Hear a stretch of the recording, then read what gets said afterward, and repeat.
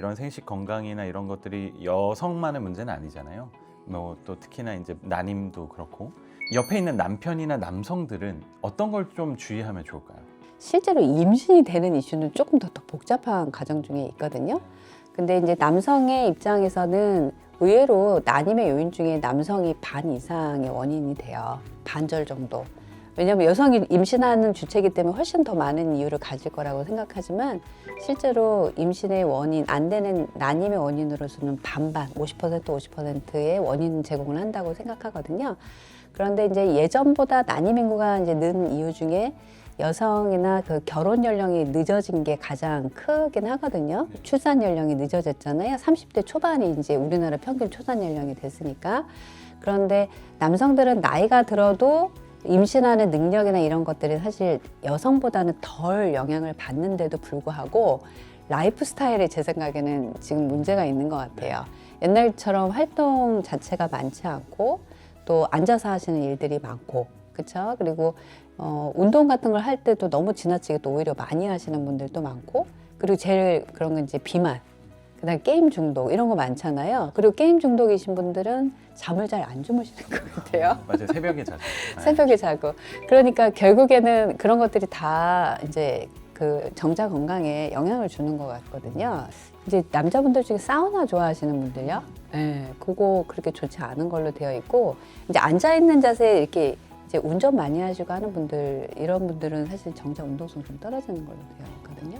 근데 제가 얘기를 듣다 보니까 사무직인데 사우나 좋아하고 게임 중독인 분들, 특히 남자들 좀 유의하시면 좋을 것 같아요. 근데 진짜로 뭐 여성과 남성 다 차이 없이 모두가 이제 라이프 스타일을 좀 건강하게 하고 그거에 대해서 좀 미리 준비하고 예방하면서 결국엔 생식 건강을 지켜나갈 수 있다 이런 말씀이신 것 같은데 어떻게 선생님은 잘하고 있는 것 같아요?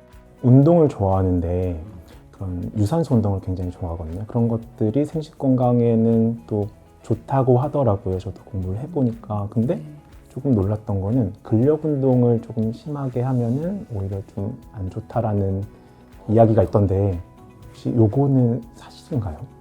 근데 이제 운동의 강도를 고난이도의 강도로 운동하는 걸 별로 추천하지는 않아요. 그래서 미디움 이제 이하의 운동을 좀 권장을 하고요.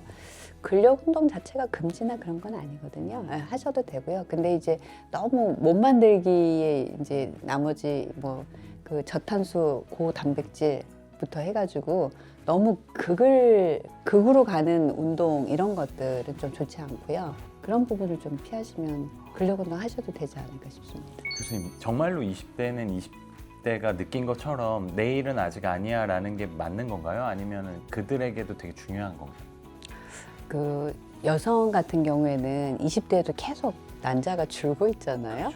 예, 그래서 생활 습관이나 또는 술, 담배 하시는 거라든지 스트레스라든지 사실은 유전적인 백그라운드가 사실 더 강한 것 같긴 한데 이제 본인이 생활하면서 겪는 그런 라이프 스타일이 또 영향을 많이 주기 때문에 중요하고요. 사실 또 성경험이 없는 여성이 산부인과를 방문하기 너무 어렵잖아요. 그렇죠. 그렇죠?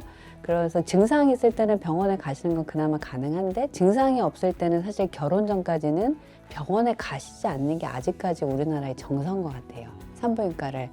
그러니까 사실은 20대 중후반에 한 번쯤은 검진 체크업을 가고 30대 초반에도 결혼 유무나 이런 거에 상관없이 미혼 여성들이 한 번은 진료를 한번 보는 게 좋겠다. 저는 이 자리를 빌어서 그런 서제스천을 좀 하고 싶고요. 남성들도 당연히 중요하죠.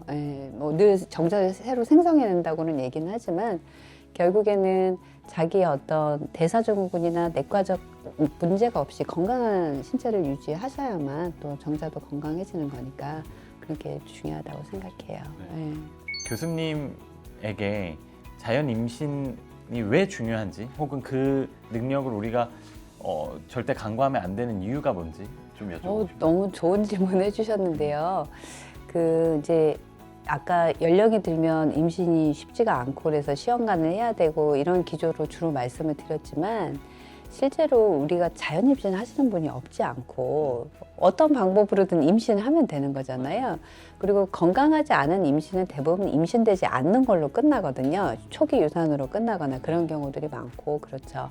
그리고 우리가 이제 시험과 내기는 아무리 많이 해도 1년에 12번 할 수는 없거든요. 1년에 많이 해야 6번, 대부께는 뭐 서너 번밖에 못 하기 때문에 그 12번의 임신의 기회를 놓치는 게 너무 아까운 거죠. 그러니까 자연 임신의 기회도 같이 누리고 그 임신의 이제 확률이 좀 더 높은 시험관에기도 적극적으로 도전하면서 임신의 기회를 갖는 게 최대한 가져보는 게 가장 좀 바람직하다고 생각하고요.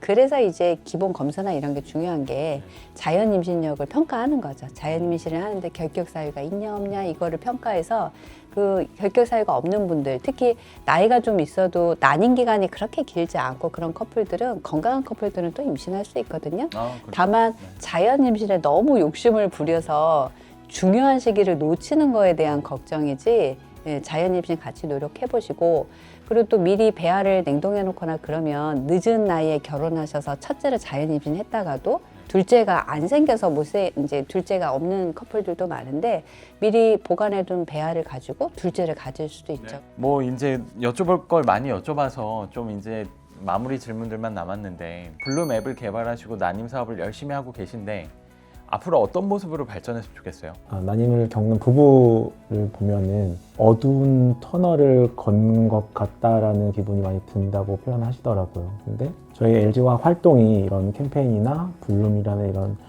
온라인 오프라인 활동이 그분들에게 이런 불빛 같은 존재가 되고, 결국에는 그런 분들이 이 불빛이 밝혀졌을 때 그 길을 보면은 그렇게 힘들기만 한, 그렇게 험난한 길만은 아니라는 거를 아셨으면 좋겠어요. 그래서 그런 활동들을 열심히 노력할 것 같아요. 교수님 입장에서 이렇게 또 기업이 노력을 할 때 앞으로 이런 협업들이 많아지면 좋겠다, 이런 바람이 있으신지 궁금해요. 난임으로 표출되는 정서적인 문제들이 굉장히 크거든요. 특히 이제 가족 내에서 지지를 못 받거나 이럴 때, 특히 또 본인이 기본적으로 갖고 있는 문제에서 난임이라는 문제가 하나 얹어지면 굉장히 환자들이 이제 힘든 과정을 겪게 되고, 그것 때문에 포기하거나 또는 가족이 해체되는 일들도 있죠. 난임 때문에 이혼하는 부부들도 사실은 있고요. 그래서 이제 그런 부분들에 대한 지원도 사실 정부에서도 해주고 있는데요. 이게 항상 정부에서 하시는 것만으로는 뭔가 부족한 점들이 많잖아요.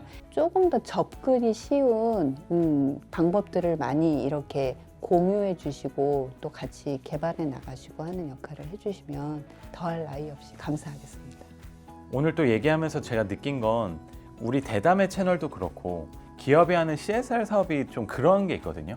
정부나 다양한 기관이 못하는 회색지대의 영역들이 있는데 그 영역들을 기업이 이런 CSR을 통해서 조금 더 메꿔주고 또 함께 노력해서 조금 더 나은 사회를 만드는 그런 노력을 하는 게 CSR 사업이라고 생각을 해요. 그래서 저희 대담의 채널도 우리의 목적에 맞게 건강한 사회를 만드는 데 기여할 수 있도록 이런 난임뿐만 아니라 다양한 주제들을 앞으로도 열심히 다루도록 하겠습니다. 세상 속 다양한 가능성과 만나게 될 내일을 기대하며 대담했다.